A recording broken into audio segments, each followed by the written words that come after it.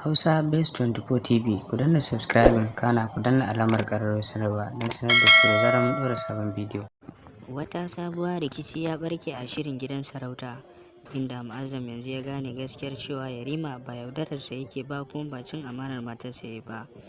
Kamar inda kuka sani dai a cikin shirin gidan sarauta ana cakwakiya daban-daban, inda sarkin gabas wato Yarima ya tabbatar mata cewar bai aikata wannan abin da ake zarginsa ba na neman wato matar kaninsa, matar Mu'azzam wato Bintu.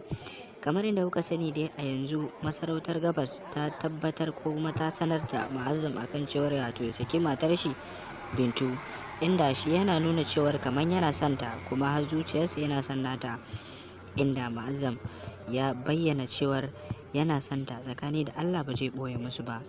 Kamar inda kuka sani dai sai dai wato yayan nasa Yarima ya ce ya daure domin sai ya cinye wannan jarabawar da Allah ya masa, kuma kamar shi ma yanda ya cinye daga baya sai ya haƙuri zai samu ya sake ta. Kamar inda kuka sani dai yanzu an tura har gidan su wato Bintu, inda mai girma Yarima ya siya musu domin su koma da ci gaba da rayuwa a cikinsa. An kira ta kuma ta zo wato har gidan nata na da inda take zaune, da Mu'azzam da Yarima sun zo sun same ta wato za su tattauna da ita akan sakin da za a mata, sai dai kuma a ƙarshen bidiyon ba a ga me zai faru ba har aka zo aka kare wato ƙarshen episode din. Kamar inda kuka sani dai idan wannan ne farkon ziyartar ku wannan taya ta mai albarka, kar ku manta kuma da subscribing sannan kuma ku danna mana alamar ƙararrawar sanarwa domin sanar da ku da zarar mun ɗora sabon bidiyo.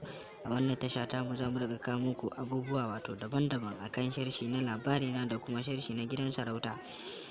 Kar ku manta dai muna ƙara sanar da ku don't forget to subscribe. An wace bidiyo kamar yadda kuka sani dai kuma na liking sannan kuma na comment akan ra'ayoyinku domin jin abubuwan da suke faruwa game da ra'ayoyinku, abubuwan da muke bayyana muku. Mun gode.